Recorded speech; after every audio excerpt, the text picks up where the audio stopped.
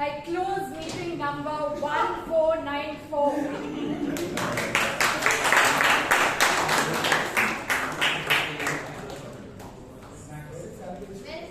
Yeah, we should start. It's time for the awards section of today's meeting. The best role taker award for today goes to someone who unfortunately was at the bottom of the world today. DJ and Vijay Anand.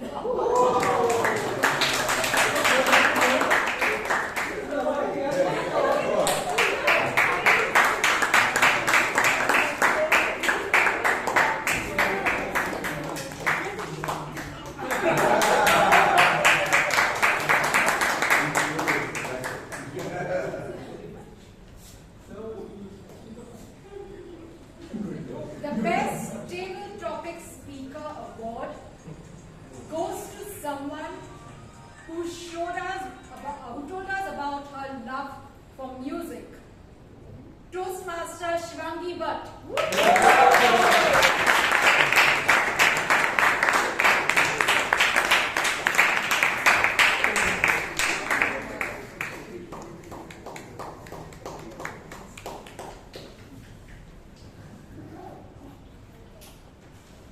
The best auxiliary role taker award goes to someone who surprisingly was not a grammar Nazi today. Toastmaster Vishal.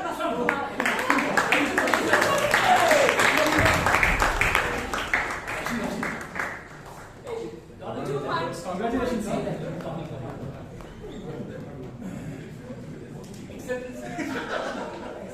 The best evaluator award goes to someone who gave 5 different positive points during his evaluation.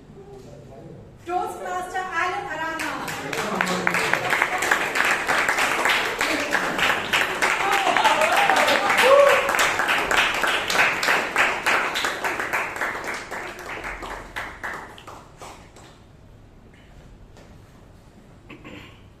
And the best speaker award goes to someone who told us exactly what you need to do while making a mobile app fail. Toastmaster Priyanka Ranole.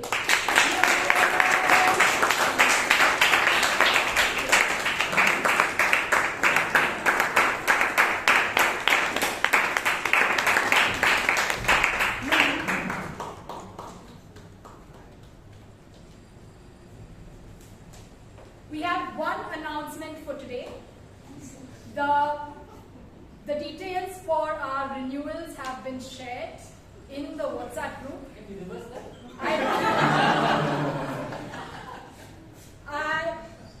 The renewals are being done after the meeting, so unfortunately the time for rehearsal is not now. So yes, please renew your membership for this time, this term. With this, I would like to have everyone give a loud round of applause to the speakers, the tabletop topic speakers, and everyone else who came here on stage. Can we give that a huge round of applause?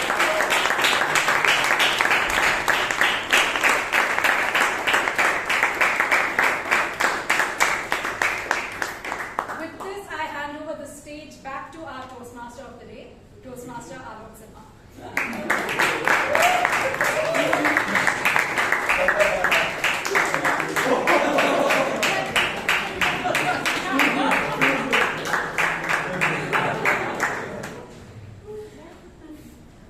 Chaitra Master Toast. Chaitra Master Toast. You thank. Chaitra Master Toast. You thank. Vijay Master Toast. Vijay Master Toast. Evaluate general. Fantastic evaluation.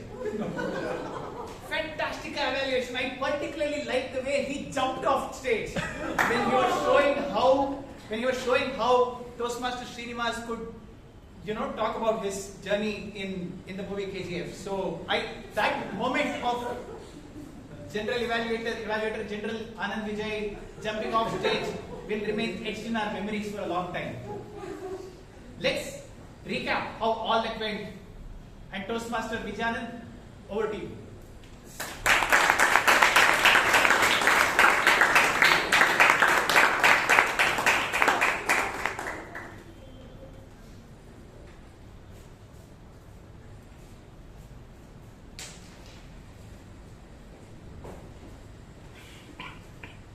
Thank you, Simha Alo. Master Simha Alo. Okay. Now, this quirky meeting of Bangalore Toastmasters Club, this quirky meeting will be a marquee event in the history of Bangalore Toastmasters Club. Now, why do I say this? You're doing something which hasn't done before, maybe very rarely. There could be some challenges. So I want to set the context and clear the air. For this reverse meeting, I have a verse. For this reverse meeting, I have a verse. In this reverse meeting, if things don't go well, please don't curse. And if the meeting becomes worse, we will nurse your wounds. If the meeting becomes adverse, we will disperse. Not now, Rashi. At 8:30. Now, fellow Toastmasters, especially guests who are coming for the first time, who are not aware, we have something called the tag team. But being a reverse meeting, the tag is the timer, the R counter grammarian. Being a reverse meeting, I call it the GAT team. G-A-T. Grammarian, R counter, and timer. So for the GAT team, I know it's extremely challenging to give an evaluation before having heard any of the speakers on stage. So my message for this beautiful GAT team. GAT team, put on your thinking hat. Be like a cool cat. But don't put the speakers on the mat. Yeah? Okay. So let's hear our grammarian's report, what he has to say. Let's put hands together for Vishal. Come!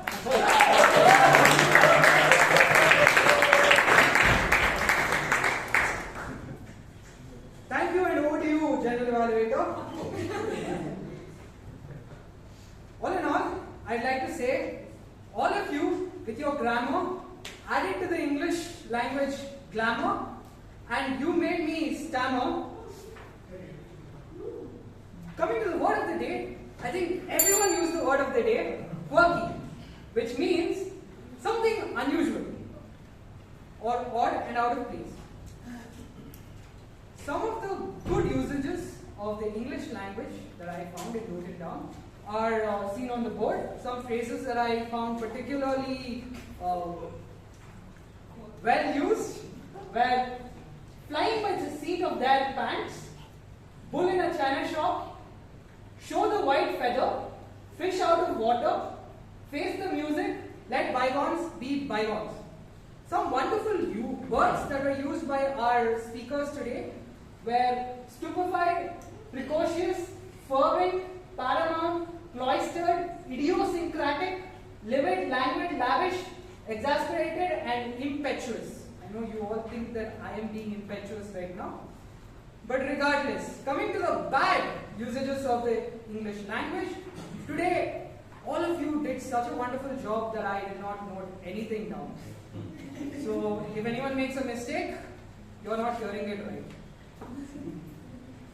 Thank you for calling me on stage, Evaluator General, and I will give my report now.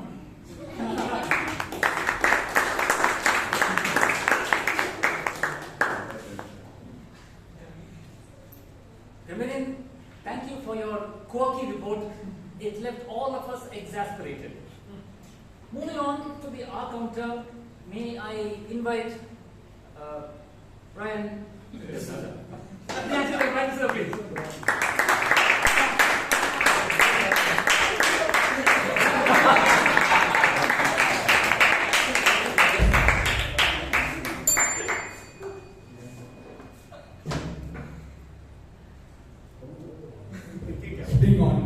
cool cat.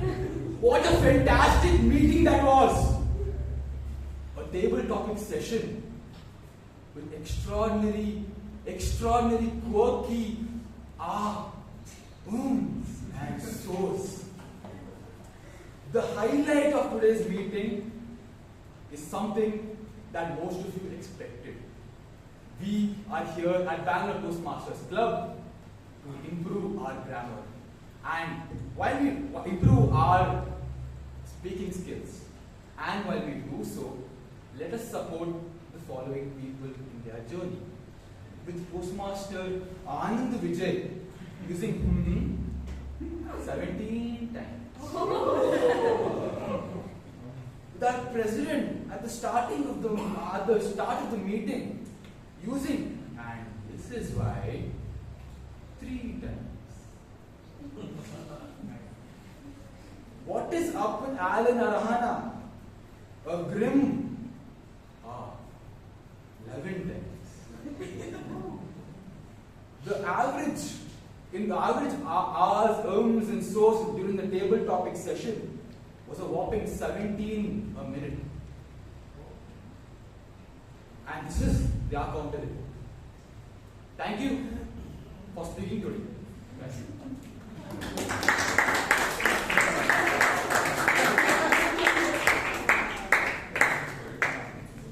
Toastmaster Bryan, you wore that cap, but colloquially in the local language we call it topi. You wore a topi. My only concern, you put topi for all of us. I just not encourage English never did, and just colloquially I'm speaking. Thank you, Toastmaster Bryan. Very, very creative. Finally, let's see how we fare on time. Let's call our pocket rocket Toastmaster Shreya Sadugol.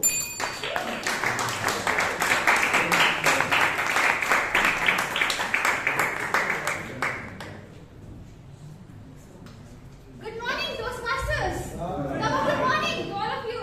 Good morning. So let's see how everyone went. So there are some speakers who wanted to impart so much knowledge. They finished just before the green card, and that would be BTM Dr. Rashi finished right at 7 minutes 30 seconds. He has so much knowledge to impart to all of you. And Toastmaster Priyanka stopped exactly at looking at the yellow card. Toastmaster Srinivas, you stopped exactly after 7 minutes and 15 seconds. So keep up with it. The table topics, let's see. Table topics, Toastmaster Shivangi and Toastmaster Rashi also had a lot of quick thinking. So they also finished right 2 minutes and 30 seconds. So we look out for how much wisdom you have to impart. And evaluators, are evaluators. They all had too much evaluation to give. So Puneeth, Toastmaster Puneeth took 2 minutes 37 seconds. 2 minutes 37 seconds. DTM Gangaadhar took 3 minutes 25 seconds, and Toastmaster Alan took 2 minutes 45 seconds. Rest of them were right in the time, and no one spoke under time. So you better do that. Over to you.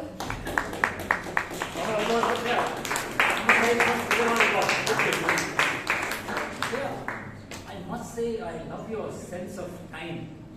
You are a true global citizen. Being in this part of the world, you're thinking about the US. Very nice. Thank you. Thank you, GAT team. I just hope the GAT team got it right. Moving on now, let's hear from the evaluators. We have Suraana Puneeth. Suraana Puneeth, please join us on stage to give us your valuable feedback. Round of applause, please.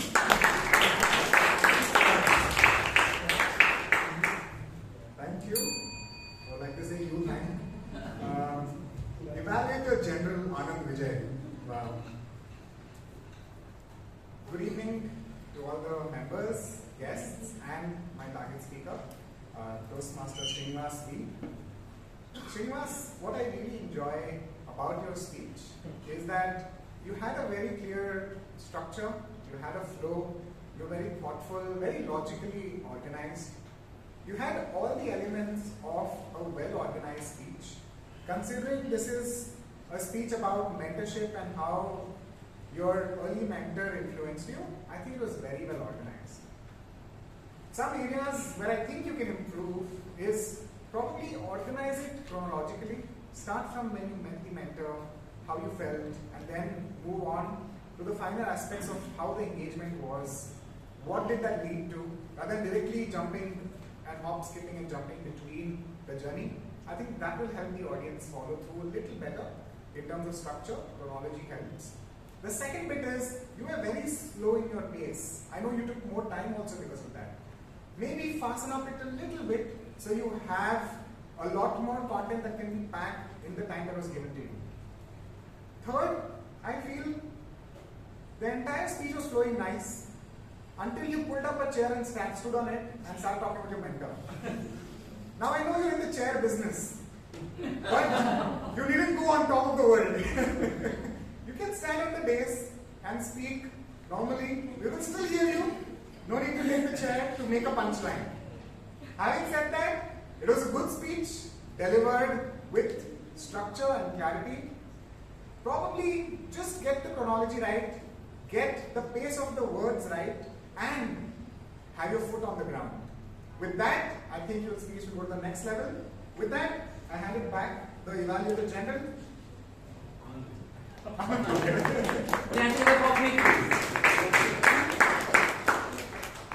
Thank you for that very valuable. I think it was totally, Toastmasters have been grounded with that. Huh?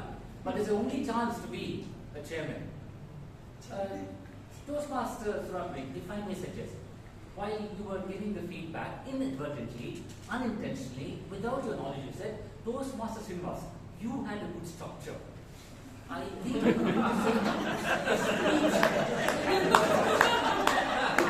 although that was corrected in the end. That was purely because of the reverse meeting, done intentionally by Puneeth. Let's give one round of applause. Fantastic. Thank you.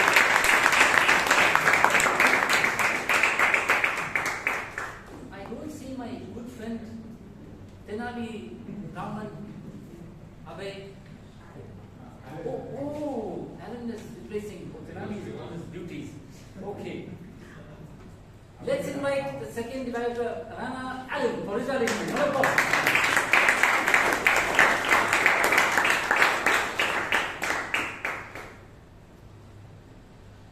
Priyanka, though it was very tempting, and many people seem to have forgotten their English today, you did not forget your English and you spoke properly. So kudos to you. Please give her a huge round of applause. You could have been Ranore Priyanka, but today you still stood to be Priyanka Ranore, and that deserves a huge round of applause. In terms of clarity, I found your spoken English to be clear and easily understood by everyone. So point number 1 of positivity. I need to speak about 5 points. This is point number 1. In terms of eye contact, I thought you effectively looked at the audience, which was very good, and everyone felt a part of what you were talking about. I thought in terms of physical gestures, it really enhanced your speech, especially the sunshine dance that you used. Okay? To spread positivity among your team members. That was really a good master stroke. Now, you were completely self-assured as you engaged in highly compelling, well-constructed content. Right, that yoga pose that you did was extremely well constructed, and I really liked that. Now, in terms of learning, I found it to be extremely well organized, and because you were talking about teamwork, I thought you really shed light on that aspect, and we all gained a lot. Now, in terms of what you can improve, I think you could have used tone in terms of voice modulation even better. It's good to do a sunshine dance, but a little voice modulation as you do it can be a huge, it can boost the morale. Like if I'm doing a sunshine dance and if I sing a song, sunshine, everybody, it really adds a lot to what people can think. But having said that, you remain the sunshine of our club. Back to the G.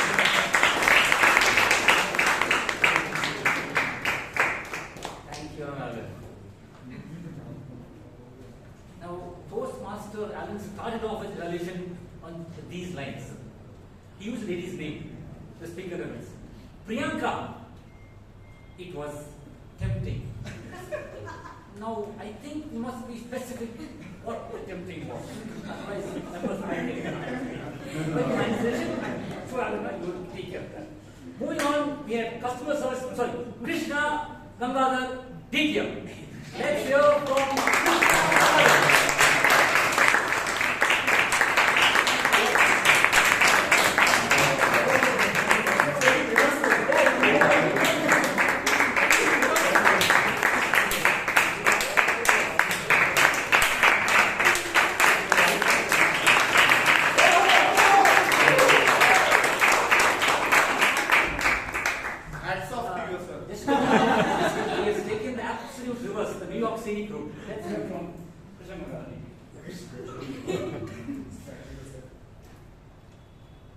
Thank you, evaluator in general.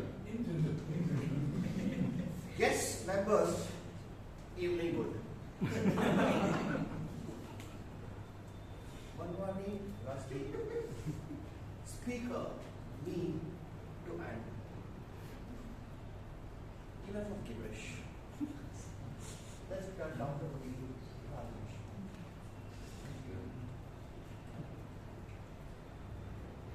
Am I audible? Yes.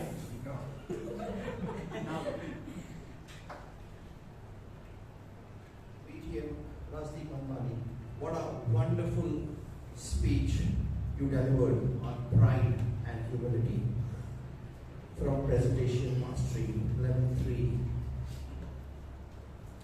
Given the project requirement, you had 3 lovely stories to drive home your point. What I admire about your speech is your storytelling skill. Every anecdote had a message for the audience to note. It warns us that the higher you ride on pride, the harder you fall and slide.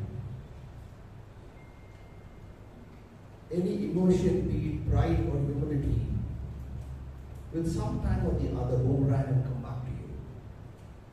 You get the audience enthralled with that Dil Mange Mode feeling. But to make a perfect speech impeccable, I have 2 suggestions for you. When you hold the mic, you tend to push it down. I suggest to ask the Sergeant-at-Arms to level the mic for you and just go for it in your true style. It would have a much better impact. Another thing I've always noticed, is your usage of, correct or not? Often, when you drive home a point, you ask, correct no? Or, correct or not? This is something you should consciously avoid. I say this because you are correct. You don't need an endorsement from the audience. In fact, they have already endorsed you with a laughter and a clap. Take it from there and move on. What did I just show you, madam? Green, red, yellow. I wonder where I stand. Anyway, summing up the speech, correct or not, with the mic or not, DTM Rasdeep Manwani, a great speaker you are. One can always expect a speech from you that is way above par. And today also, you are on your own true self, enthralling the audience with your stories from your shelf. You do over.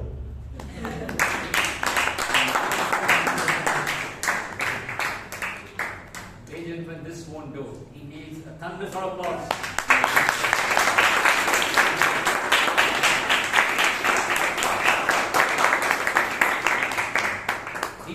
DTM Krishna Gangaadhar, if I may have just one suggestion. I won't give him the content, when we are dishing out the good points and we are transitioning to the areas of improvement, Toastmaster Krishna Gangaadhar said, use the word but.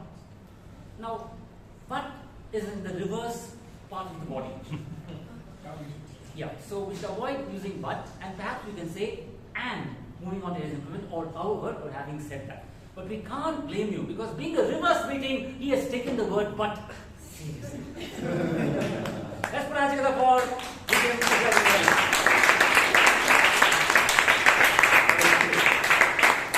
If you listen carefully, there's one T, not two. You can tee off now. Right, so now, moving on to the most exciting session. Topics table. And who to conduct that? Who better than our very own IPP?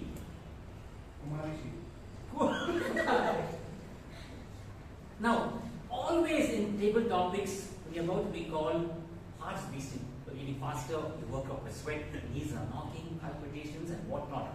A table topic master is having the day of his life, having fun. But this time, reverse meeting, dear members, it's your turn to have fun. The reason I say that, you come and speak here. Whatever topic you think of under the sun, you speak what you want. And our friend, Toastmaster Sheeb, Kumar, the immediate past president, the topics that you speak on this table, he will have to connect it and give it a title. And Toastmaster Sheeb, I spoke to you in the break before the meeting started. He already has topics with him. You cannot or should not use new topics. The topics that you already have, come hell or high water, connect the twain. That's it. I know you'll do a fantastic job. So Toastmasters, I'm sure what I witnessed is going to be just sheer fun, and Toastmaster Sheeb will rise to the occasion. So for all the table talking speakers in advance and Anand, our table talk master, a thunderous round of applause, please.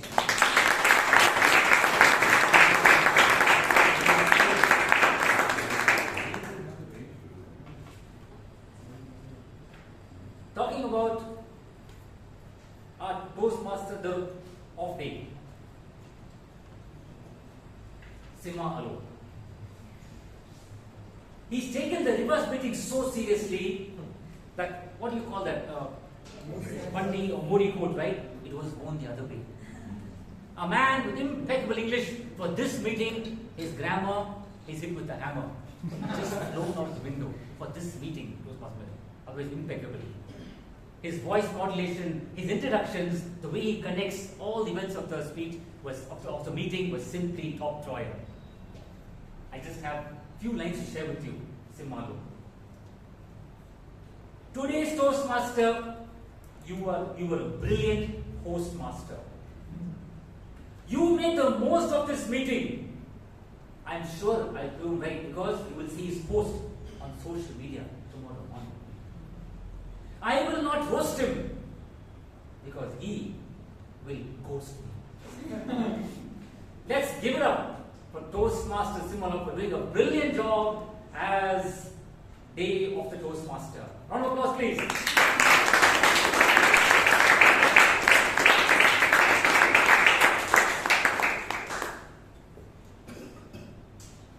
Toastmaster Vijay.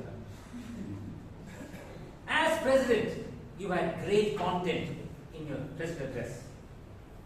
Without a document, you circumvent all the challenges in your address.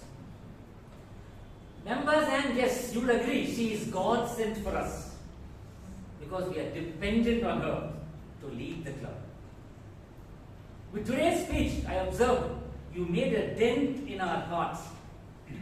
It was time well spent after the dent. Let's put our hands together for our president, Vijay. Round of applause, please.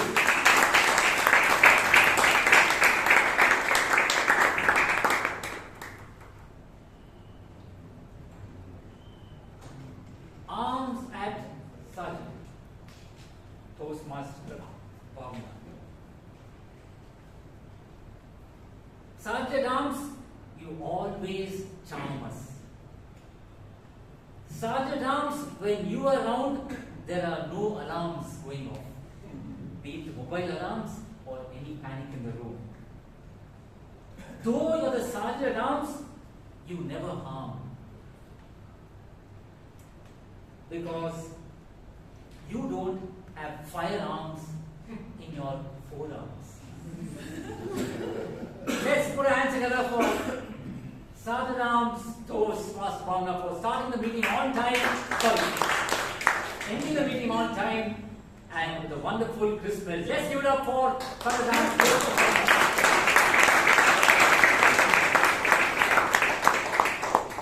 With this, I am waiting for Silma Alok to introduce me. Back to the day of the Toastmaster.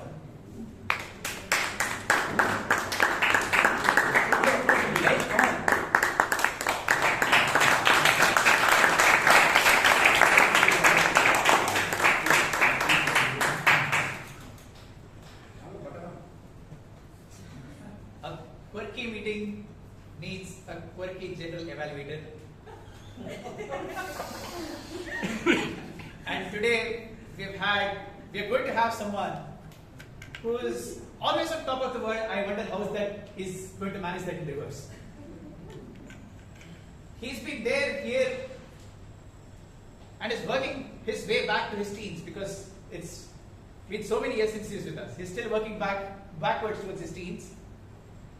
And he's going to enthrall us with some fantastic lines. I'm sure there are going to be verses, there's going to be poetry, there are going to be one-liners in his general evaluation. I'm also sure he's going to imitate a couple of our speakers today. We're going to see all of that, but then, what is so special now is how our past president is going to hold this entire table topic session together. Today it's going to be different. I mean, he is going to be on a spot while you have the opportunity to put him on a spot. So enjoy yourselves. Enjoy yourselves. Anyone who is going to come here, give him a hard time. I assure you, he is not going to take it to heart. But to conduct this fantastic session, like Toastmaster said, my grammar is going all over the place today. To conduct this fantastic session, Kumar, Sheeb, don't take it to heart. These guys are going to put you on a spot. My grammar is all over the place. But let's see how you're going to hold up.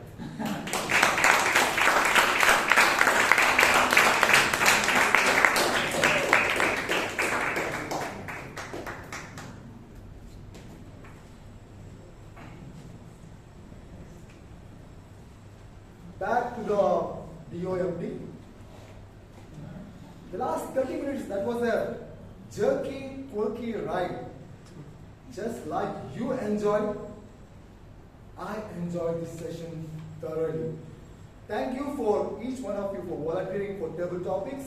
Yes, all of you have already spoken so brilliantly, right? So let's go back and see what the actual topics are. Okay, that was the last topic of the session. Toastmaster Vijay, I like your take on marriage. The last time I and my wife were on the same page was on the wedding card.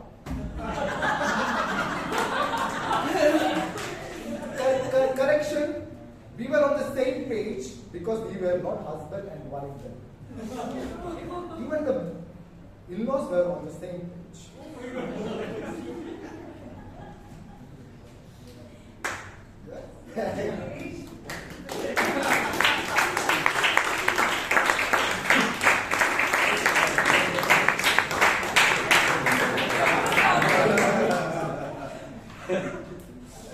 Husband and wife on the same page. You are not in the same room at least. Okay. This week I had the biggest of the dilemmas. No, it was not about my career, it was not about my finances. It was about attending one of the two events. Whether to attend the reverse meeting here or to attend my son's play happening on the same day at the same time. And I kept on saying that reverse meeting happens once in a year or it has never happened. I am attending for it for the first time. and I am also taking up the role of a table topic, but she wasn't listening. I today called her up and said it's going to rain and there are a lot of potholes on the way to the play area where my kid is going to perform. No, she wasn't budging. And I already knew that I will have to face the music. And when I say face the music with my wife, it's not that melodious classical song. It's heavy metal. She might throw anything from the kitchen when I go back home now. So I'm going to be well guarded with jerkin and everything. Yeah. So, and not just my son is doing the play role. He is taking up the role of an ant in this play, and he has called and invited his friends, and their parents are also coming. So I'm not just going to be judged. No, my son is not going to be judged by his antics in the play, but they are also going to judge my parenting skills because I am missing in the play area. So they are going to judge on those things, and I don't think me and my wife or their in-laws will be in the same page for some more time to come.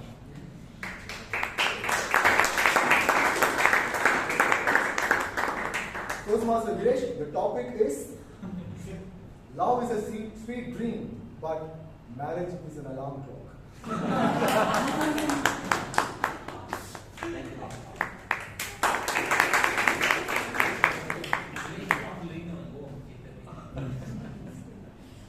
Taking cues from the last speaker, when we are kids, we sing and dance as if no one is watching, right? And we become little adult, we sing and dance as if someone is watching. And then we become confident adults. And we sing and dance because others are watching, right? But now, don't worry, they are not watching you. They are busy with their smartphones.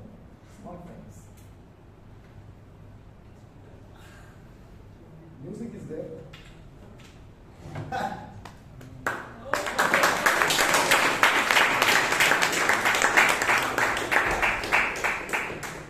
Back to the table topics master. As a child, like every other parent, my mom put me in all the possible art classes that she got in the pamphlet she received. And the first two were a dance class and a music class. So she made me join a Bharatanatyam class. They used to make us dance, sit in something called Aramandi, which is like half pose for hours together. And I was like, okay, I mean, she wants me to do it. 1 year into it, madam told me, you have to join a music class. Fine, but the music class timing was exactly after the dance class. Dance class would get over from 4 to 5, and music would be from 5:10 to 6. Which meant after all that half sitting, half standing that I had to do in the dance class, I would be pulled straight to another street, to the music class where they'll force me to sit down. Now the problem in music classes, it's a Carnatic music class. So one, you have to sit, fold your legs and sit down. Second, you have to put talam on your knees, okay? And the pain after doing that Aramandi pose and all that dance poses, and then sitting down in the music class and hitting my thigh continuously was unbearable. Now, not to miss that, on the days that I would adamantly tell my mother that I don't want to go to the music class, she would hit me. And where would she hit me? On the legs. So it was almost like for the 6 years of my life that I went to dance and music class, my legs were a victim of constant pain and bruises. So, what did you show? And I'm getting reminded of a very famous BGM. The only reason that I liked the Coolie movie was because of this BGM.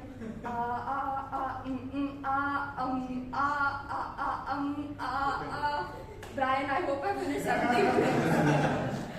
Thank you so much, TTM, for giving me this topic. Thank you.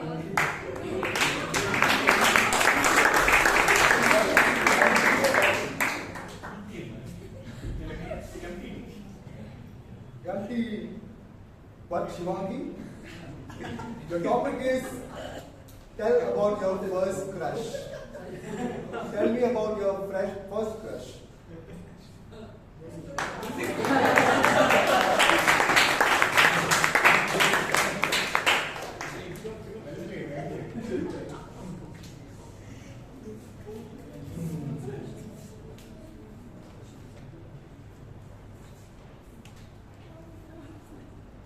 Common sense is like a deodorant. People who need the most usually don't use it.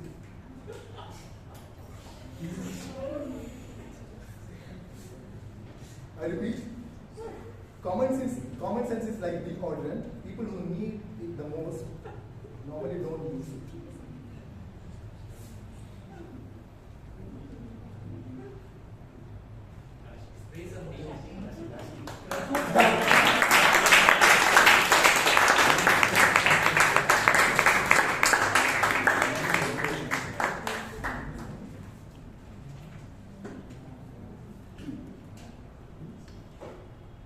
Thank you, Kumar, Sheeb. So in conclusion, basically what I'm trying to say is that the one person who needed it the most, which is my brother, like my younger brother, he just doesn't use it. And I don't understand why. The other day, my mom just asked him that, you know what, just go outside and get me a few things. And I was busy doing some work, just for your information. He says, no, ask her to do it. I mean, use your common sense. Someone else is doing their work. That's why my mother has asked you to do the work. But no, he just doesn't understand the meaning of common sense like he doesn't understand the meaning of deodorant. Use it when you need it the most. But I think it's just, that's how they've been brought up. Like, they've been brought up with so much love, so much care, that thing just goes missing in their brains and it just doesn't exist for some reason.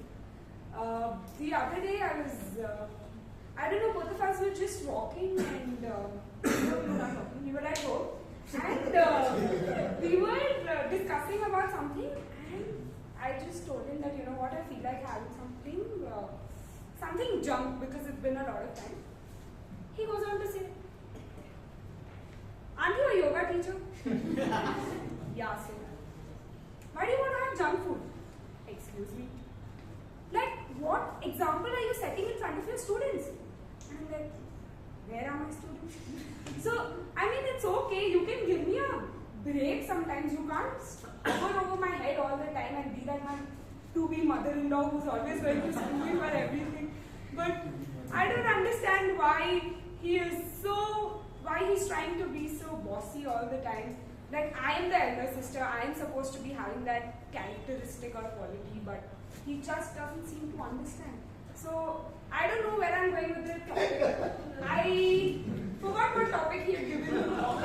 But yes, I think people who need it the most it's usually like the ideology, something that you need the most, you never have or you never use. So.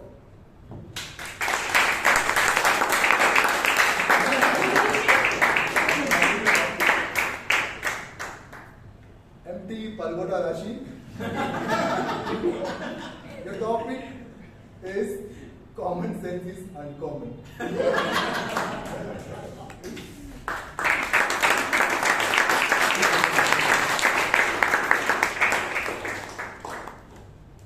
Ice cream, you scream, we all scream for ice cream. And then the neighbors call the cops. Ice cream, you scream, and we all scream for ice cream. Then the neighbors call the cops.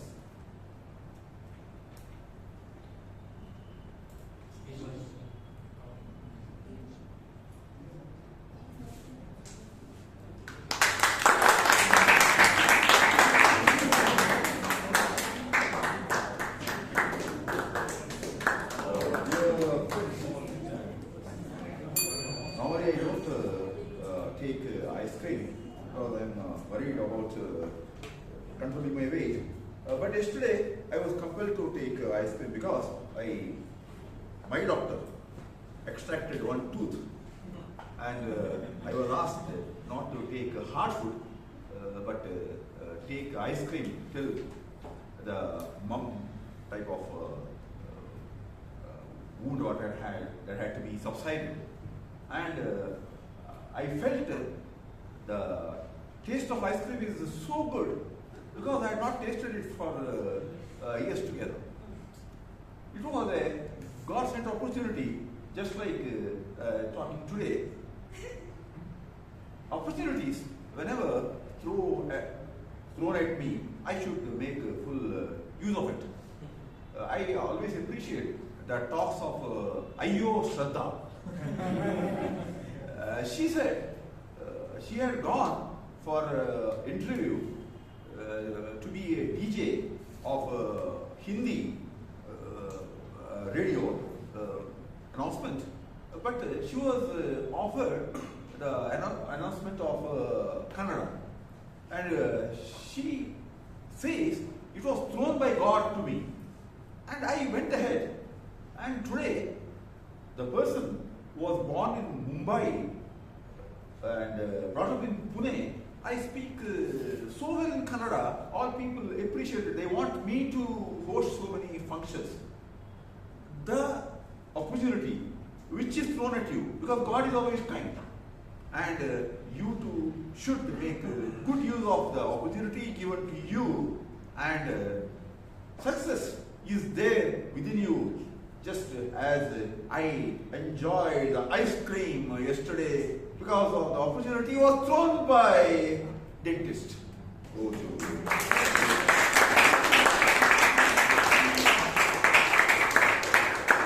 Toastmaster, this is Richard.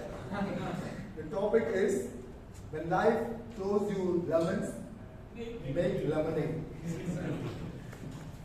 Life takes away your teeth, now ice cream. Or else, when life gives you lemons, add water and vodka and enjoy.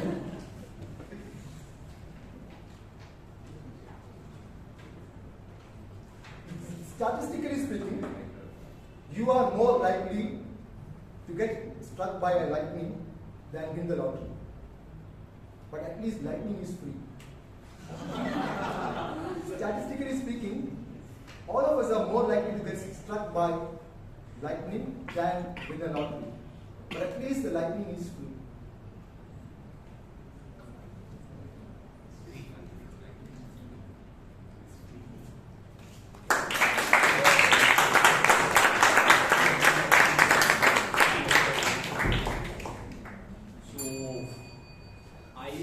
Purchased a new vehicle 1 year back, and I thought it's 2600 cc, so I'll first in lightning speed.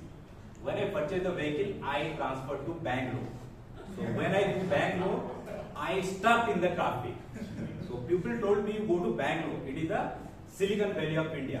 So where I come to here, I know this is not the only the Silicon Valley of India. This is the parking lot of the South India. So my vehicle is totally parked, I feel, on the roads, because whenever I travel, everywhere vehicles are there and I'm got stuck. So that's why. So the topic was difficult, so I'm feeling fish out of water.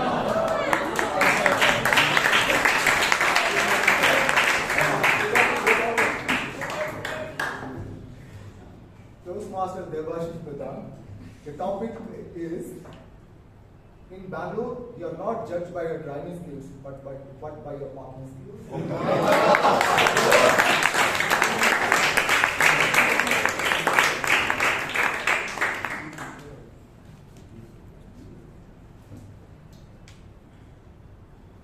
I always thought that life is a journey. But when I came to Bangalore, I realized life is really a journey, mostly in traffic jams.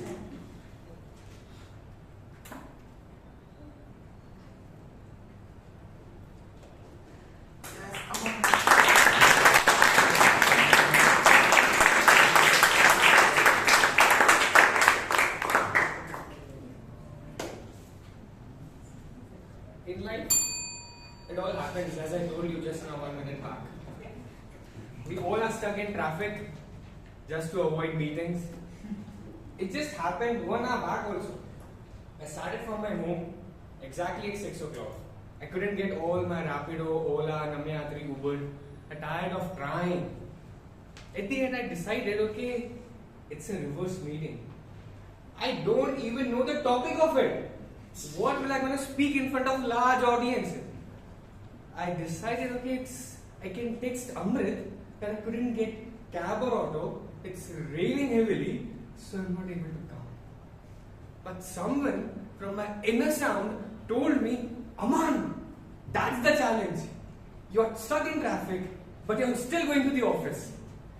Anyways, you're not doing anything in your office, but still you're showing your face. At least here, I can still show my face. People will still laugh on me, with me, together, to still make this weekend a happy and successful evening together. So, here all with you, Kumar, Sheeb.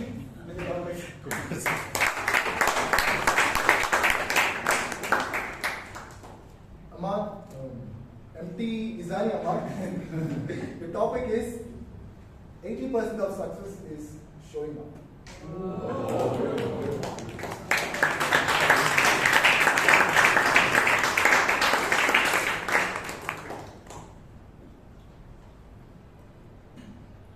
Life is all about perspective. The Titanic sinking was a lifesaver for the crabs in the kitchen. Life is all about perspective. The Titanic sinking was a lifesaver for the crabs in the kitchen.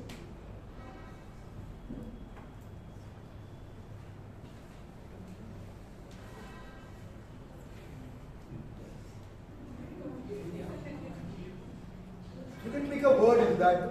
I mean, I can give a clue. Pick a word. There is a word in that. That's a big word is there. No. Yes.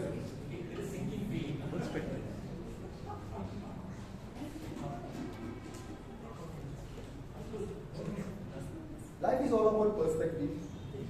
The Titanic sinking was a lifesaver for the crabs in the kitchen.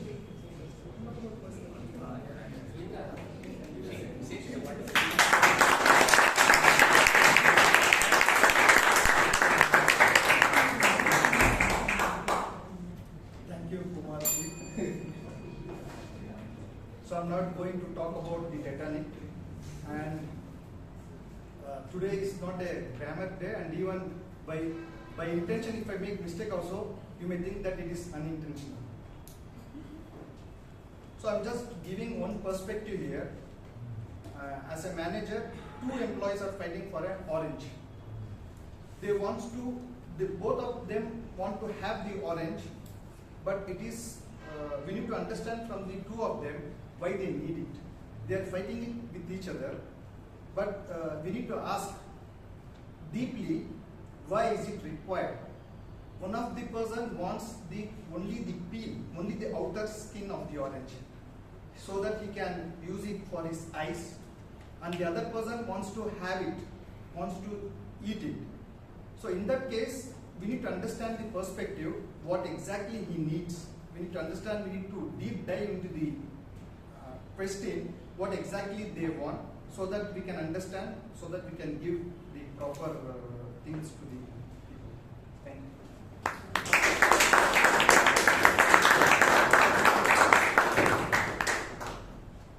MD Ali Imtiaz, the topic is, when you squeeze orange, you will not get apple juice.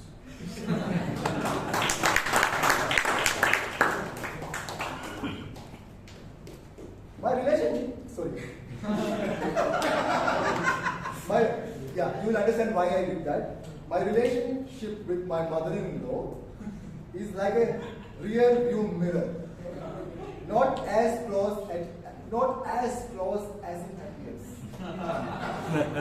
My relationship with my mother-in-law is like a rear view mirror. Not as close as it appears. Yes.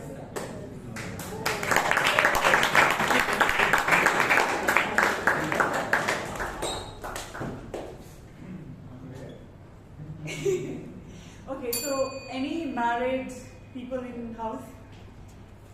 Okay, the ones who have mother-in-law. Yeah, both for men also. You are, right? So when after my marriage, whenever we would visit our home, my husband is a fast eater. he would start eating food like really fast, and then would finish fast. But he did not realize that he's coming to a Punjabi family, and especially Punjabi in-laws, which means that for us, feeding their son-in-laws is the most important thing. Son-in-law should not leave the house thinking that, oh, I was not fed well, or at least I was not asked that, do you need more? Initially, he was a fast eater, he did not realize it. But after eating, my mom would keep putting food in his plate. And he would end up eating almost like thrice the amount of food. Because my mom will never be satisfied. My mom's response is, I have not seen you eating. You have to eat it. It is only after a couple of years he realized that, okay, this is how a son-in-law is treated in a Punjabi household. So now he has become a slow eater that started with a purpose, but it is serving him a good purpose also. Back to...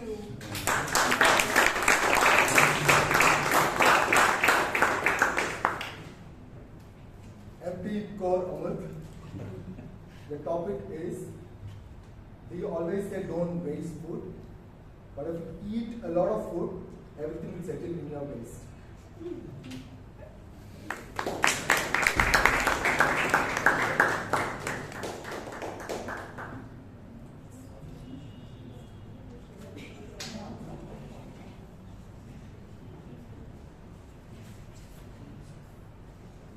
How do you support a vegan? You don't have to support a vegan. They will come and tell you. How do you support a vegan? You don't have to support a vegan. They will come and tell you. Vegan.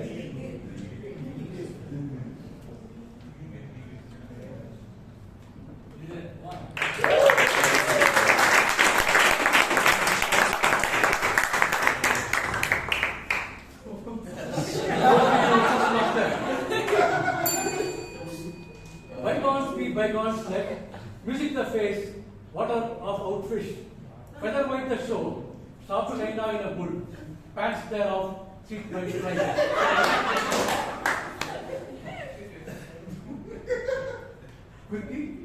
Kiku. Topic of table, I forgot, unique good to you.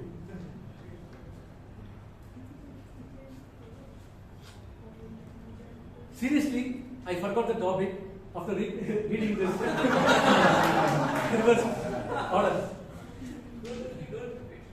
And the timer shows red, green, blue, yellow, green.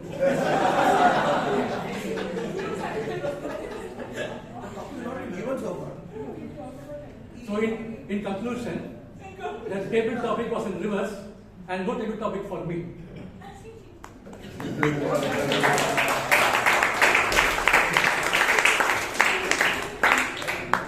Imtiaz Murali, the topic is, when was the last time you did something upside down?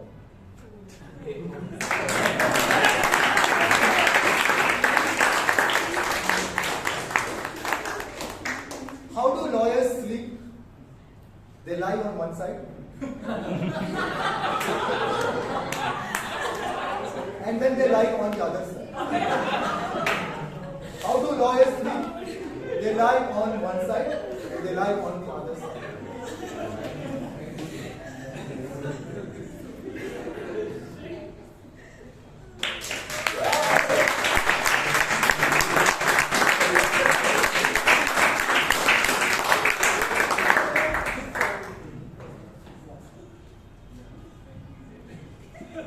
Toastmasters, hello, evening good.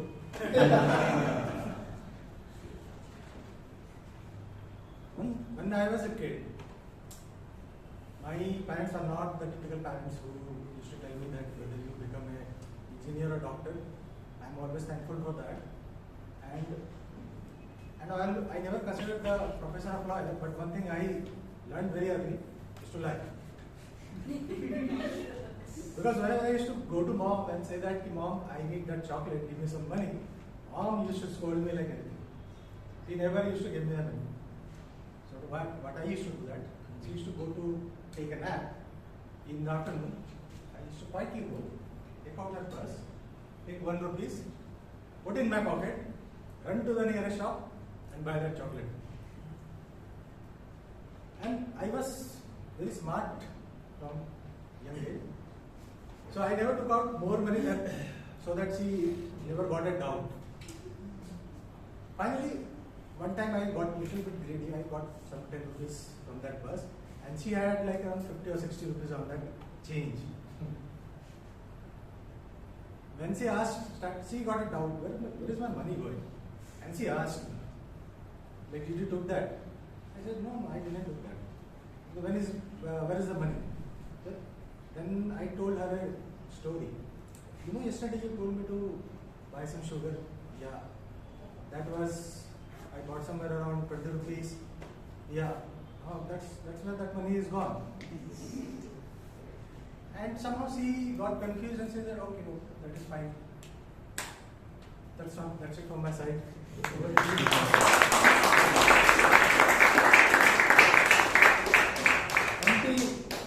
Kumar, Vijay, the topic is good boys are bad boys that never got caught.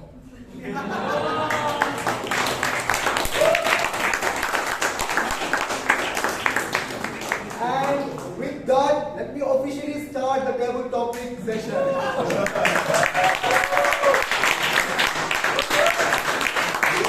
My dear Toastmasters and guests, this table topic session is like rowing a boat.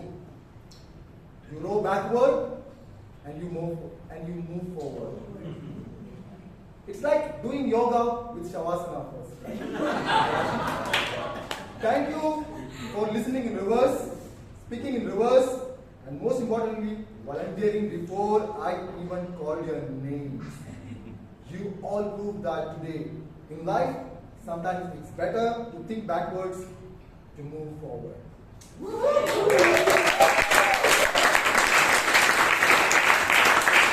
Now I formally invite the DOMT to introduce me.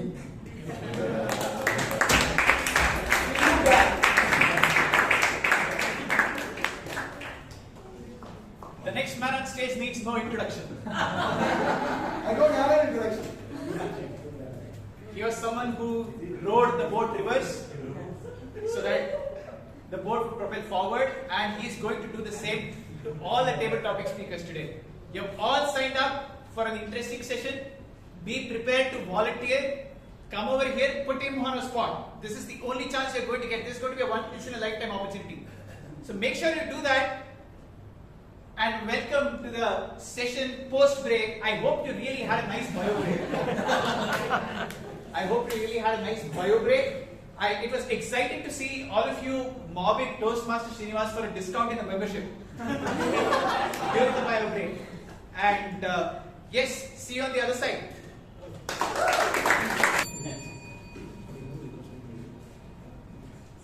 With that, we preempted the bio break.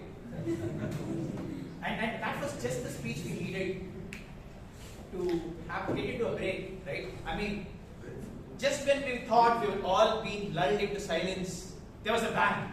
And what was the bang? That was Toastmaster Srinivas jumping off the chair. I mean, I'm sure you'll go back and watch the video 100 times because I'm going to do that. What a speech that was. What a speech that was. And to deliver that again, we have Toastmaster Srinivas.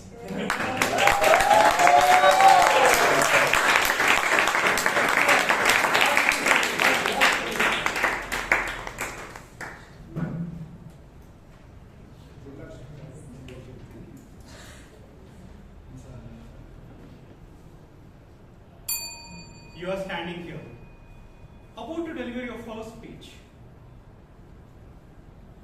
The words which you memorized got vanished. You feel stuck. You have the full potential. At that moment, you are quaking. Whom do you reach out to? Good evening, Toastmasters and my dear guest. We joined Toastmasters to become a speaker, a communicator, and as an individual. But the greatest growth does not always happen on this stage. It often happens when you have to speak to someone, a quiet conversation, who walked this path before, whom we call a mentor. Bob Goshman once said, a mentor who sees more ability and talent within you than you see yourself and helps to bring that out.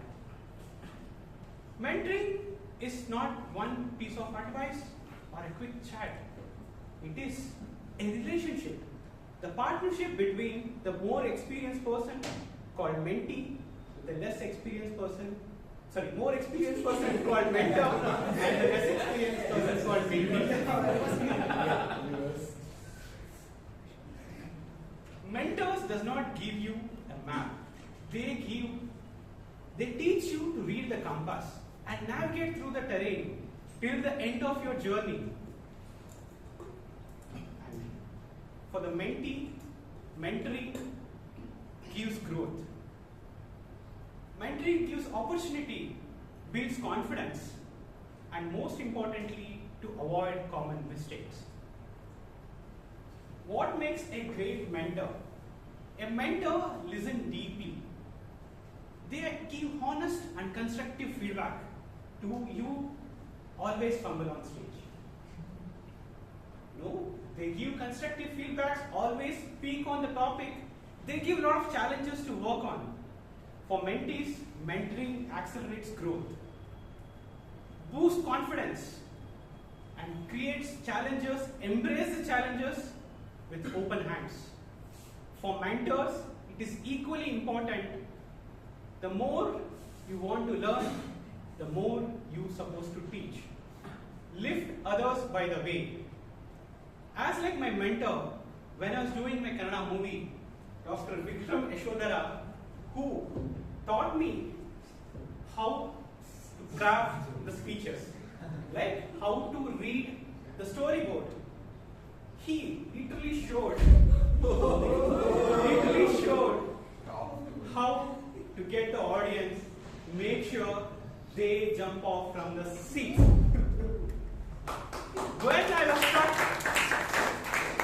When I joined Toastmasters, my first mentor, Toastmaster Bhatt, when I was not sure about myself, honestly, I felt lost. I don't know what to do. I was standing like someone on the stage, where my heart is completely racing.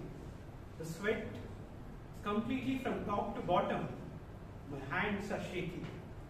That's when he organized to think on your feet. Just not that, to start developing the speeches and delivering it with vocal variety and body language. Later, Toastmasters Priyanka Ranore and Toastmaster Jose Paul helped me to polish that. Toastmaster Sheeb Kumar helped me to deliver that in a tight constraint. More importantly, DTM Gangaadhar Krishna helped me to read between the lines. Between the lines? Yes, between the lines. It's not about how you write your speeches. It's all about how you communicate your speeches. If you are new, seek for a mentor. If you are experienced, be a mentor. Show your wisdom and guide other person. What most important in Toastmasters is that it's not by speeches what you deliver on your stage. It's all about lifting others while your journey is on Toastmasters. I still wait for the red card, but I have a lot of content to speak. As it raises, my heart relaxes. It does not always a rosy, but mentors gives me these challenges and help me to increase my proactivity. In a way, when I was a mentee, I used to ask a lot of questions.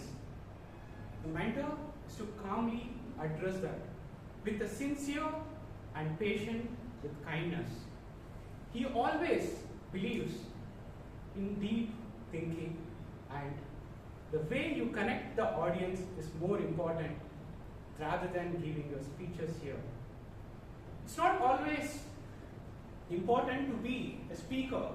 It's always important to be how you hold your audiences till the green card shows. Over to you, table topic master.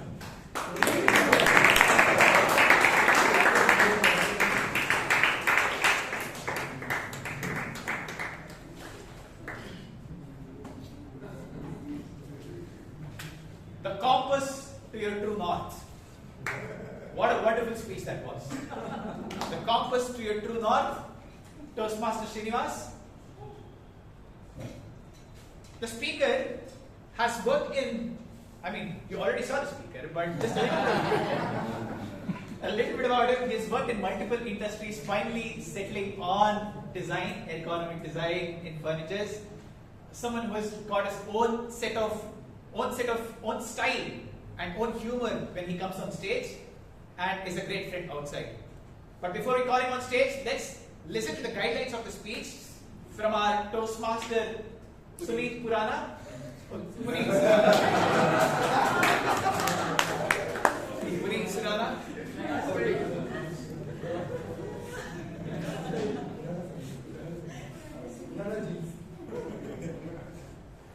Thank you, Toastmaster of the Day.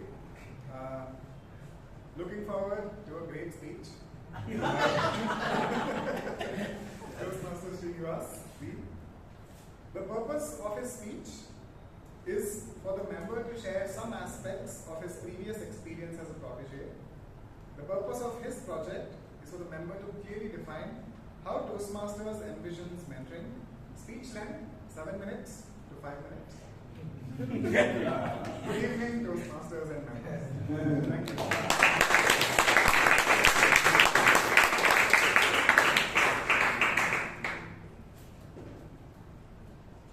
We had the host of the Gangaadhar podcast reading the guidelines.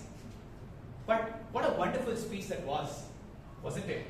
I have never seen this animated side of Toastmaster Priyanka Aranha, a sunshine dance on stage.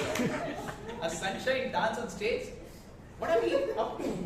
This should have been a milestone meeting. This should have been meeting 1500. Unfortunately, it's meeting 1494. But I'm sure we'll be talking about this particular meeting from 1494 to 1500 and beyond. But before that, let's listen to this wonderful speech by Toastmaster Priyanka Aranha.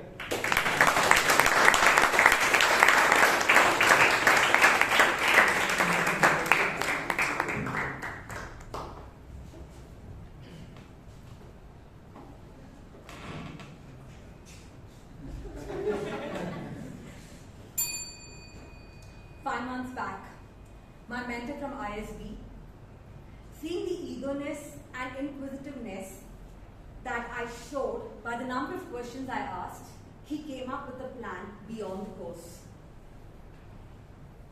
He decided that he would select few of us who are very interested on working on an actual product prototype.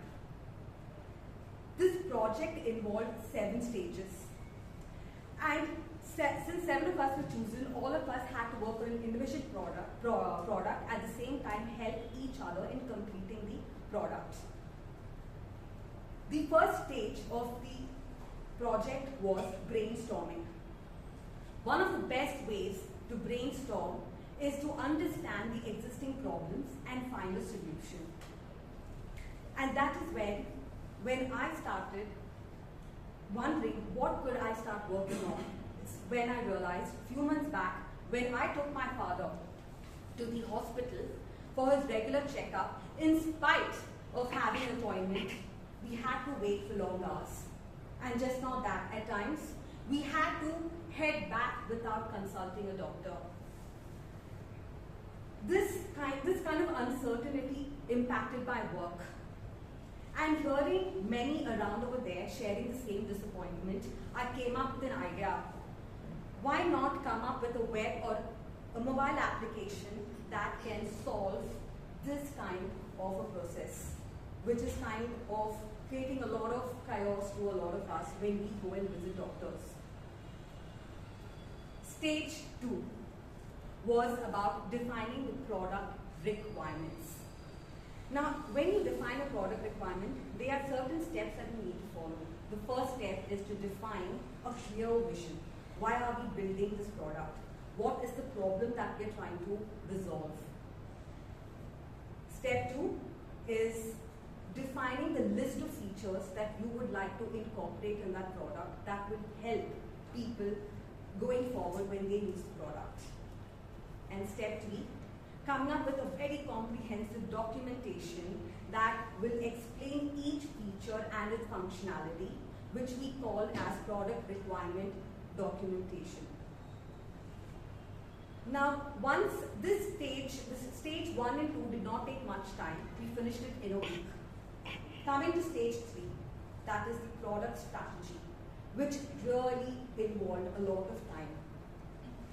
The very interesting part of product strategy is you need to do a lot of market research.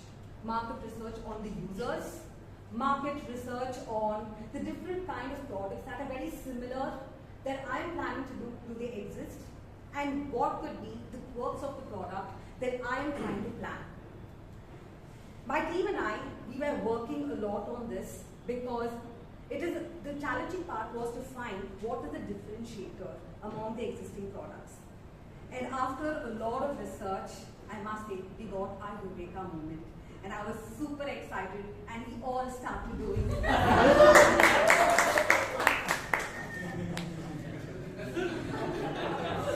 And that boosts our energy after finding out that.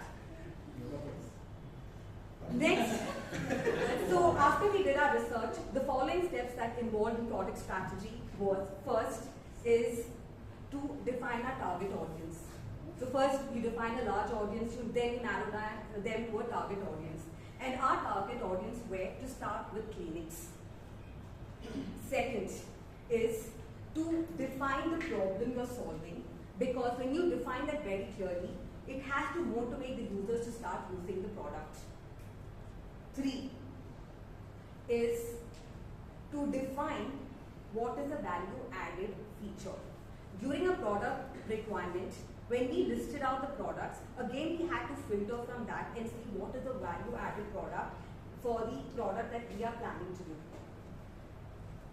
4 was from those, what could be a differentiator that we could sell it to the market. The most challenging part was step 6 and 7 in the product strategy was the channel strategy and the monetization strategy. Since I don't have an exposure towards that area coming from an IT industry, this is one area I'm still studying to understand what would be the channel strategy that I would take to bring my product to the market. And after that, what would be the monetization strategy. Coming to stage 4. Stage 4 was the user journey, consumer journey map, where in the consumer journey map you define the touch points and the number of screens that would help the user to use your product. And this was very interesting for me to know that I did not know that we also need to do a research on this. So this was another new exposure to me to do a research on this aspect, to know that the number of touches and the screens that the user would use. And we reduced it to 3, max 4 based on the feature. Stage 5 was user experience prototype, which is nothing but the design. The design part is the most challenging part, is something I got to know. Every time we came up with a design, someone or the other rejected the design. And that is when I had to take a call to come up with a design. And the best suggestion that I got was to do Padmasana, visualize my design and share it to the world. This was a very great way to bring it out to the world. Step 6 and 7 was something more towards a technical architecture where I had to build a product diagram. And finally, I can successfully tell that I've come up with a working prototype. Very soon, I'll bring it to all of you. But one thing, this entire experience was very, very enriching. There's a very famous quote by John Keats, which says that nothing ever becomes real until you experience it. And this was a very enriching experience where I got to learn not only about the market, about artificial intelligence and what value add it is, and more than that, I got an exposure towards different AI tools. I would urge you all to know that we all have the power to solve the problem, so keep that power in your hand. Over to you.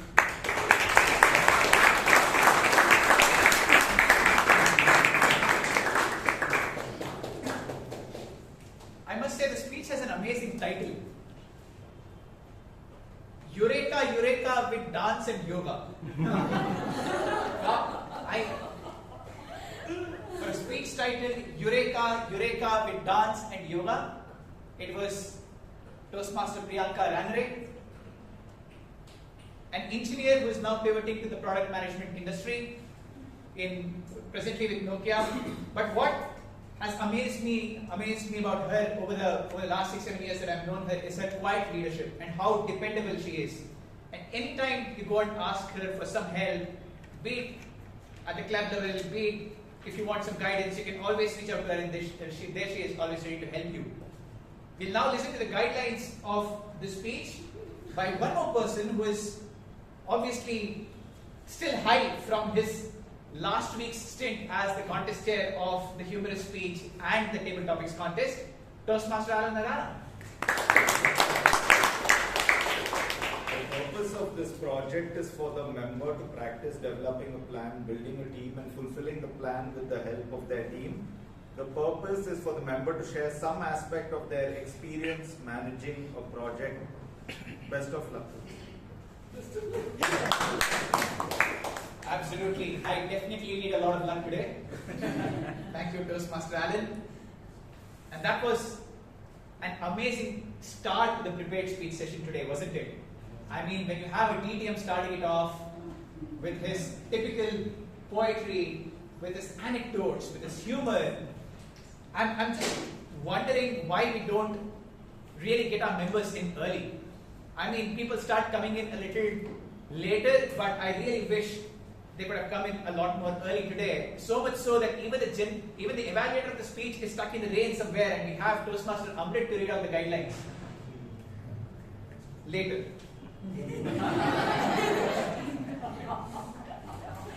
We'll now have the speech presented by DTM Manmani Rajdeep.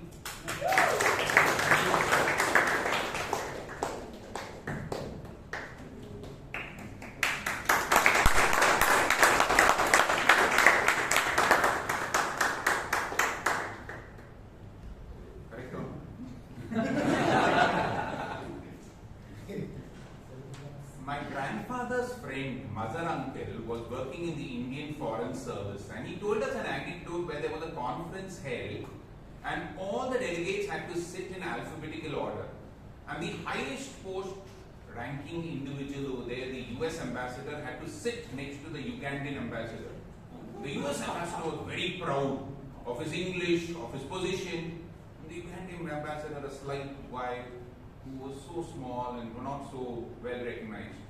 Anyway, they were sitting together and the dinner was being served, and the US ambassador very condescendingly wanted to show how proud he is and how good he is, looked at the Ugandan ambassador, and when the soup was being served said, "Likey soupy?" The Ugandan ambassador looked at him and just nodded indiscreetly. After a few minutes, when the soup and the dinner was over, they called the Ugandan ambassador to speak. And the Ugandan ambassador came on stage and he gave a brilliant speech in Queen's English for maybe 15 minutes, and the crowd gave him a standing ovation. The Ugandan ambassador came back, sat next to the US ambassador and looked at him and said, "Likey speechy?" The US ambassador had pride, and pride had gone before a fall. Pride has been defined in the Webster's dictionary as an unreasonable sense of superior attitude.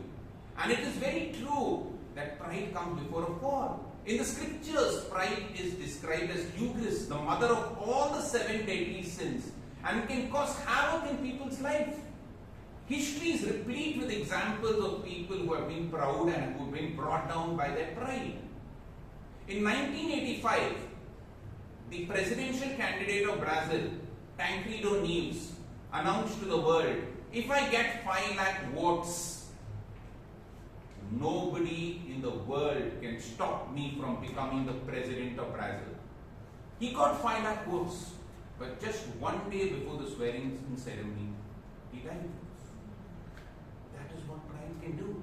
John Lennon, the famous Beatle, proclaimed to the world in 1968, Beatles have become more famous than Jesus Christ. Christianity is over, Beatles are in.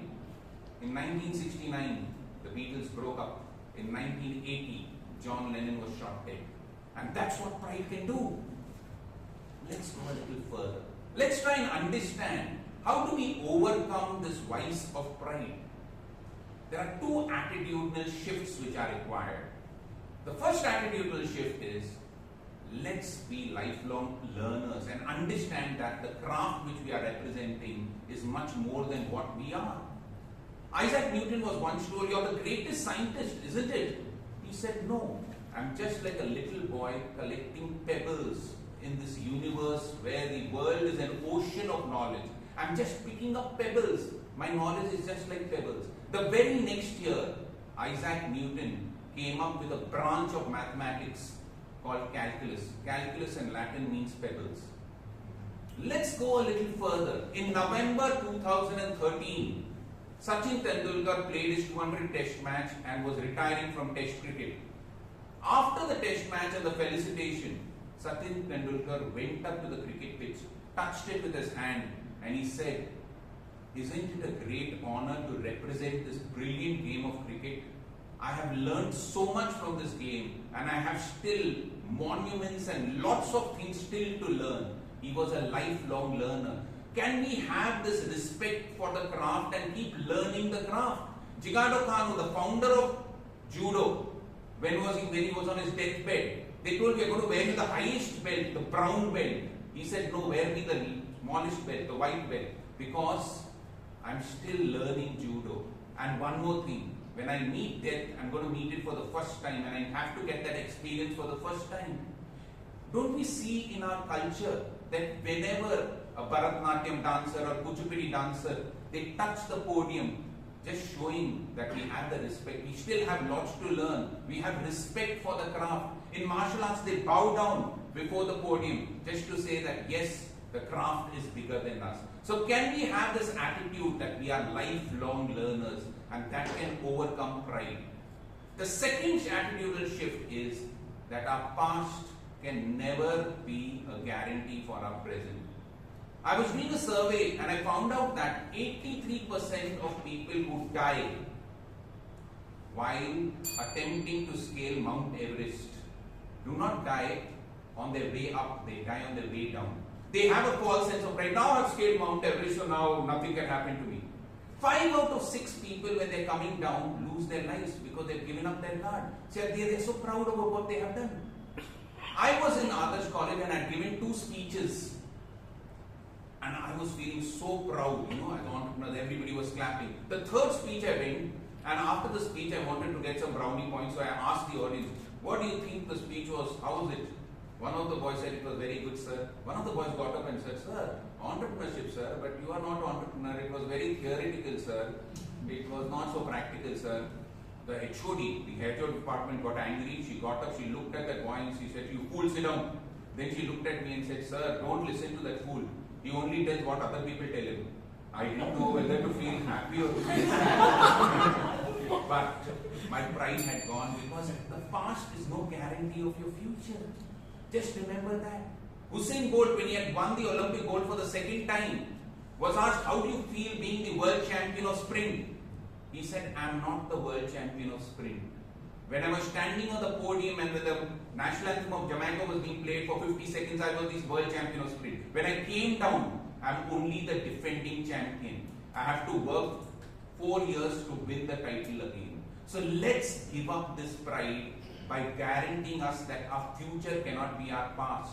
In the past, when kings used to go for battle, the sages used to bless them and say, Vijay Bhava, be victorious. But as soon as they came back from the battle, the sages used to give them one more blessing, which was Vinay Bhava, be humble.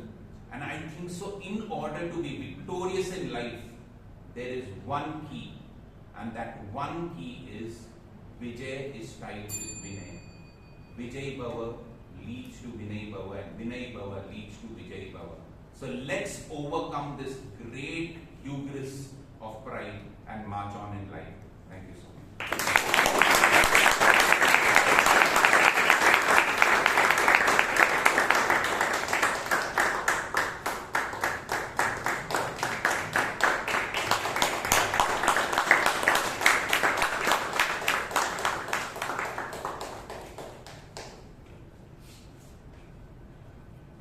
For speech titled Pride at Your Own Peril, PM Rajdeep Manwani, a man who needs no introduction. Again, I mean, why am I even spending time introducing Toastmaster Rajdeep Manwani to you? He's been here, the crown jewel of our club, enlightening us with one education session at a time, one prepared speech at a time, one evaluation at a time, and one table topic speech at a time. What more would we want? The guidelines of the speech. Being read out by Toastmaster Amrit, because Toastmaster Gangaadhar, like I mentioned, is still stuck in rain and just messaged me. But yes, Toastmaster Amrit. All the very best to TTM Manwani Rajdeep for his speech. The purpose is for the member to understand the types of persuasive speeches and deliver a persuasive speech at a club meeting. Guests and Toastmasters, morning good. Back to you.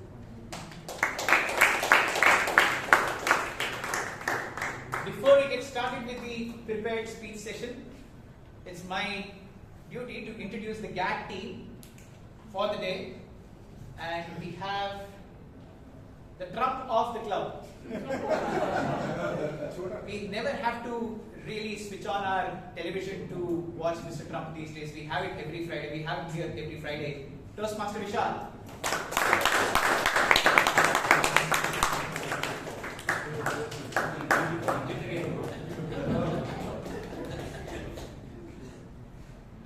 Thank you, and over to you, TMOD. The word of the day is quirky, which means unusual in an interesting and appealing way. My job is to take care of, listen to everyone who's coming on stage and make a note of all the good and bad usages of the English language. And I will keep an eye. I'm sure all of you will do well and give glamour to the language with your grammar. And thank you for the opportunity to come on stage. TMOD.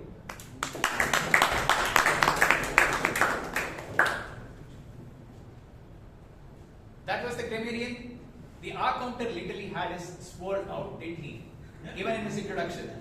He is a graduate, he's pursuing actual science, and trust me, I had to speak with him for 15 minutes to understand what that is, and I still don't get it. But here we have the R counter of the day, Bryan D'Souza.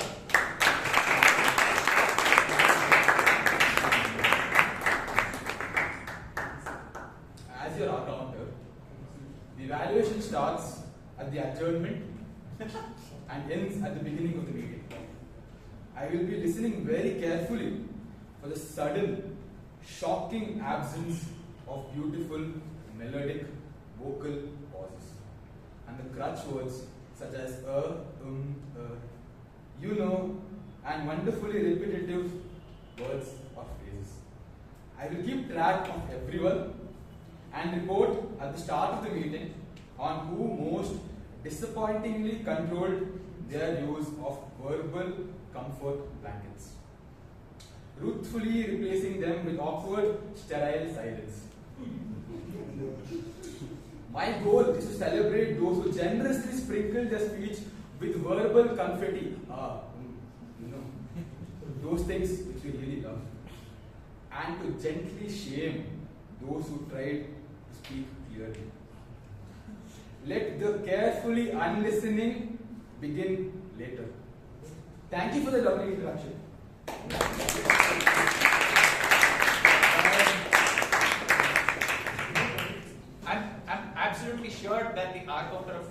today is trying to make it funnier, but at the same time trying to bamboozle us, because I have, Bryan Tharoor. Yeah, Bryan Tharoor he was. But the timer for the day is, I spoke to her just 5 minutes before the meeting, 5-10 minutes before the meeting, and she was saying, you'll have a tough time today. Let's hear what she has to say on stage. Toastmaster Shreya.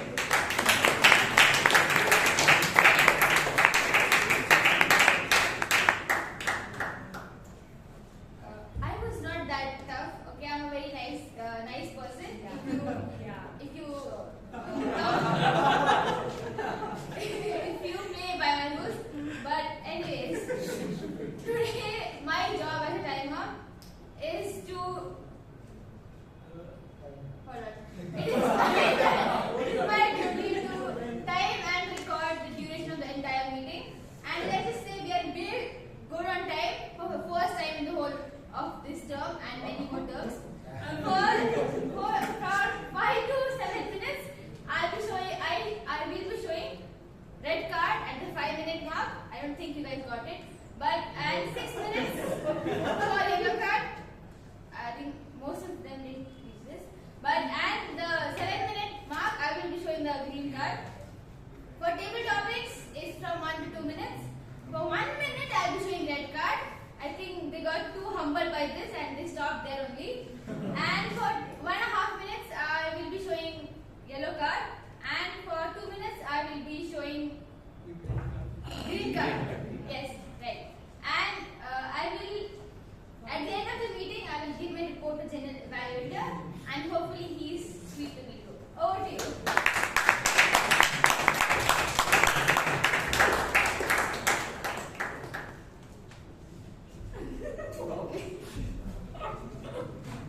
I really hope Toastmaster Ralsei's Mindy is watching us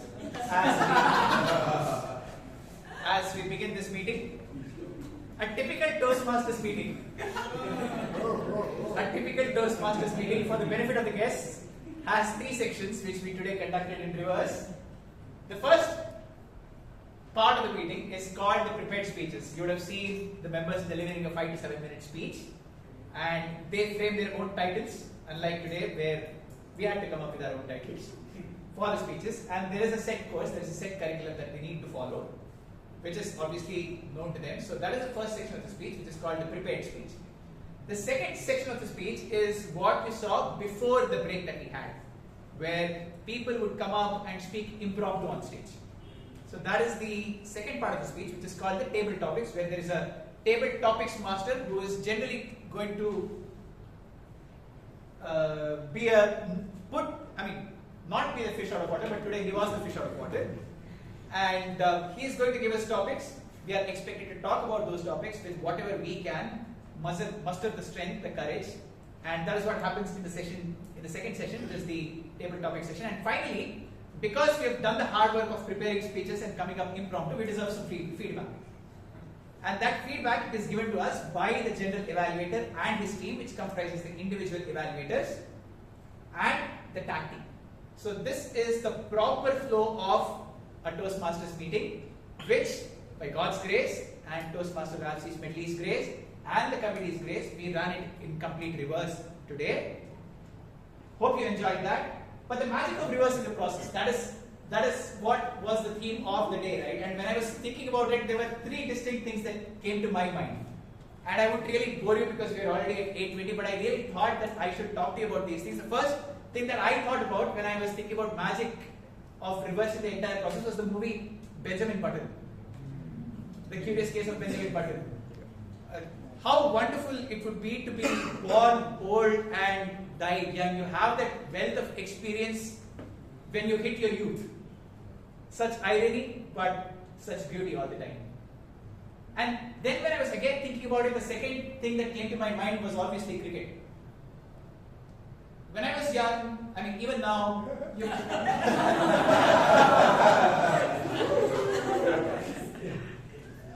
you keep hearing commentary. I didn't mean to use young in that sense, but even now you hear commentary in cricket and you hear some of these guys. It used to be Jeffrey Boycott those days, but maybe even Sunil Gavaskar today who uses this phrase. If hindsight is always 20/20. I remember this declaration that Rahul Dravid did when Sachin Tendulkar was on 194. I think that was in Multan, right? He declared when Sachin Tendulkar was on 194, there was a tactical reason behind it, but then everybody was talking about if hindsight was 20/20, Rahul Dravid would never have declared when Sachin was on 194. That was the second example that came to mind. And finally, very personal, at 40 or 45, my mom started wearing glasses. And that was not because she couldn't see something that was that was far. It was because she couldn't see something that was close by. We have all heard about myopia and hypermetropia, right? Again, that is what reversal is all about. Normally we think we wear glasses because we can't see something that was far ahead of us, but sometimes you wear glasses because you want to see something which is in front of you very clearly. And that's the beauty of reversing the entire process. I hope you had a great time enjoying this meeting. There were a lot of quirky moments, there was a lot of fun, but I'm sure somewhere there could have been a little bit of a lesson as well. And let's see how I get introduced. I'm really looking forward to that. Our President Chaitra, who was her effervescent, enthusiastic self all over again, regaling us with her personal story. Let us hear what that story is all about, and let us hear my introduction as well. Back to you.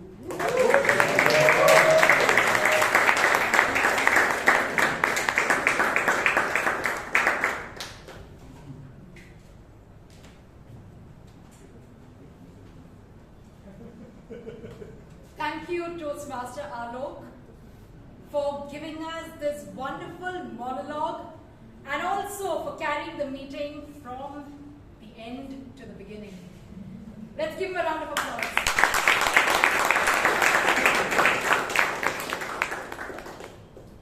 You know what his favorite Toastmasters moment is? Okay.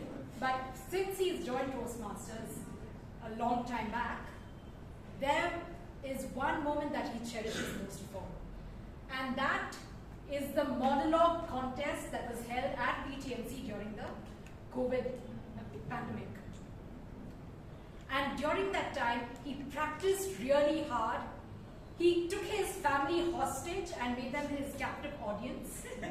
And finally, on the day of the contest, he pushed them into the next room because he was scared they would, prank him during the contest. But Toastmaster Alok, what does he love doing? Obviously, he loves trekking. And you know how I know this?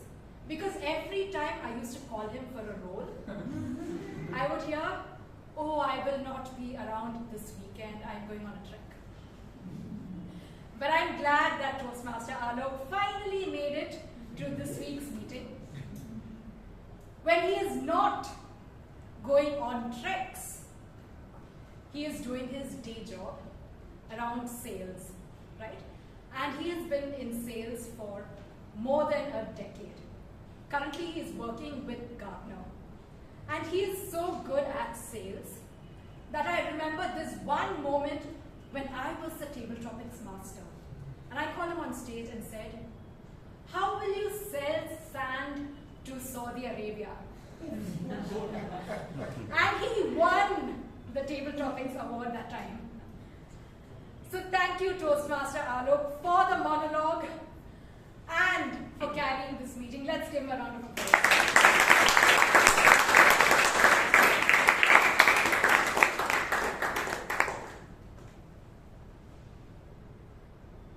Quick question. What is common between these four movies? Wall-E, Toy Story, Ratatouille, Finding Nemo. Pixar. Same production house, which is? Pixar. Pixar, there we go. Okay. So Pixar love to do things in reverse order, right? So when we think of a story, we typically think of an idea, we build a story, and then we have a ending to the story. But Pixar does it the other way around. They start with an ending and then they build a story around the ending. And this is how they build movies that leave a dent in our hearts. So Pixar follows a 4-step process when they create movies. Step 1, they find the ending, which is also the emotional anchor for the story. So what do? They brainstorm and ask themselves questions. What do we want the audience to feel at the end of the movie? What is going to inspire the audience, or make them laugh, or make them cry? What is the main character going to realize at the end of the movie? And this is their emotional anchor that they use to build the story around. Step 2, they build the story. Now, stories are about struggles typically, right? When you have these stories, Pixar goes in and brainstorms. What made the main character get to the emotional anchor? What is the transformation that the main character went through? And first of all, what is a flaw that the main character had, which they had to use to transform themselves? And from there, they move on to step 3, which is they look at the story and they cut out anything that is not leading to the emotional anchor. So they cut out extra characters, they cut out extra plot points in the story. And then they move on to step 4, which is fill in the details. Okay, this is where they add details like humor to the story. Anyone wants to take a guess on what my favorite Pixar movie is? No? Inside Out. No? Ratatouille? Okay, there we go. Okay, so this is what they did when they went through, when they brainstormed and produced the movie Ratatouille. So first they started with the ending. And what they wanted the audience to take away is that anybody can be a chef, including a rat. And then they went on to step 2, added in characters like Linguini, who was a human puppet, or the elitist food critic Anton Ego, there we go. And then they moved on to step 3, where they cut out the extraneous parts. And when they started with the story, they actually had the rat's father, Remy's father, take on a large role in the movie. But when they were in step 3, they cut out this part. And then, step 4, they added in details like humor and references to Paris. And this is how Pixar goes on to make movies that leave a dent in our hearts. And this is why Pixar's movies are so brilliant. Now, before we move on to the next part of our meeting, I would like to call our stand-in secretary for today, Toastmaster Pradeep Padmanabhan, to give us the minutes of the previous meeting. Let's give a round of applause.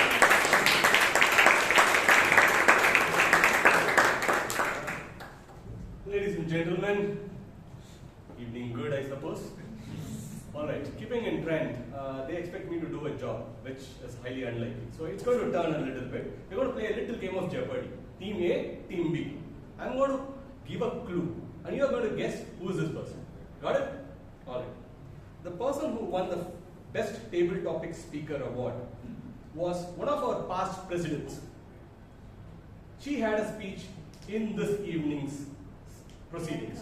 Who was this? Priyanka Ranore. Best table topic speaker. The best tag team player. I'm not sure how many of you know this person. This person is a new entry to BTMC. He's been around actor. But his name goes with something that we all require. A ray of sunshine. Surya Prakash. Best tag team player. And the best evaluator for the evening was somebody who can jump from heights. Who was this? Toastmaster Srinivas. And the best speaker of the evening was a tutor, a serious tutor, India's one and only certified Linux training instructor.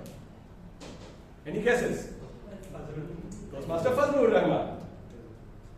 Any idea how many members were present in that meeting? 27. One person who had the answer. All right. And any guesses on how many guests were there? 19. All right. Any other guesses? Any other guesses? Team B1. Yeah. It's a number between 12 and. Currently, there's a number between 12 and 13. Yeah. It's 11. So that was meeting number 1493 with the theme of From Darkness to Light. Everybody was enlightened, with the word of the day being enlightened. And one more role taker in all of that was the best role taker. Any guesses? This is a person who you randomly see in meetings when he is not in the mountains. Pradeep. You are with that, hand it over back. Thank you, Toastmaster. Who is going to go on to give us a very innovative centuries report. Members, are there any amendments to the minutes of the previous meeting? Okay, I declare the minutes of the previous meeting passed.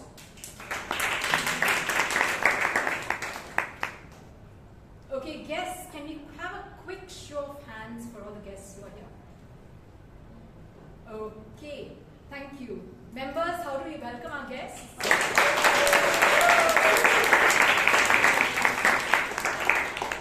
Guests, please make sure you go and mob Toastmaster Veeresh after the meeting closes. Toastmaster Veeresh, if you can stand up. Thank you, Toastmaster.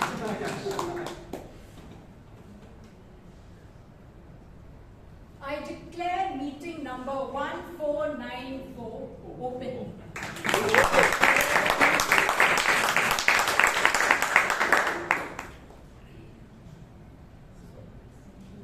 Thank you, Toastmaster Bhavna, for that wonderful introduction and that humor-filled introduction. Can we have Toastmaster Bhavna take the stage?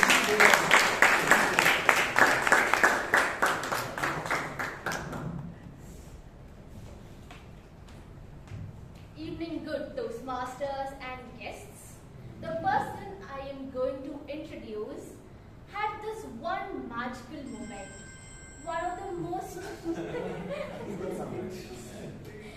the most intense football games she ever played. She was so into that game that she felt that time slowed down around her and everything felt magically paused around her. The rush of adrenaline makes her miss that match even now, and if ever given that chance, she would rewind back to that time, but this time she would pause for a longer time. Just like that magical football match, when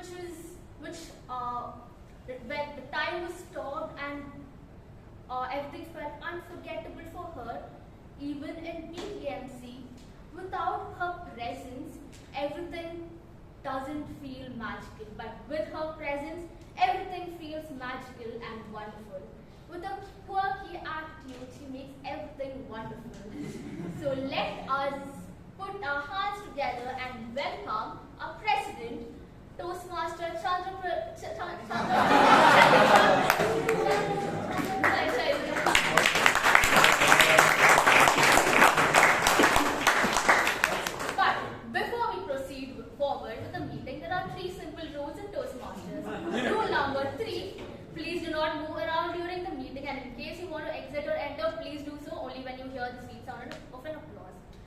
number 2, do not talk about sex, religion or politics during the meeting.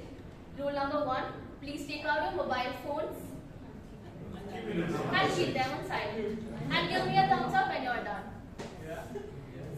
And before we proceed with this enough and fun and only fun enough meeting, I have a quick little activity for you all. So have you all heard about this game called Freeze, where music is played and then you have to keep moving around during the music, and once the music is paused, you have to pause. But this is in reverse, so it's called reverse freeze. So I'll play the music and you all should be in freeze position, but after I pause the music, you all can stand up and give me a little bit of a dance move. That's it. Very simple. So I will put on a music and you all have to stay in stature.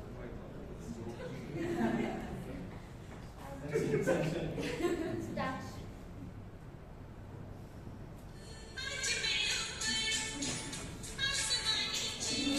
Statue, guys, statue.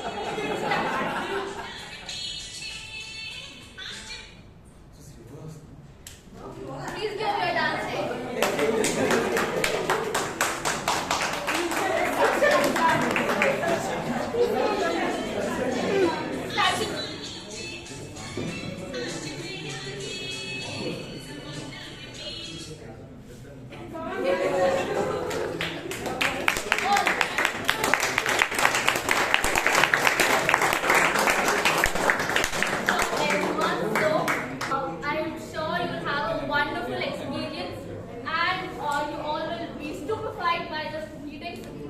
That is all.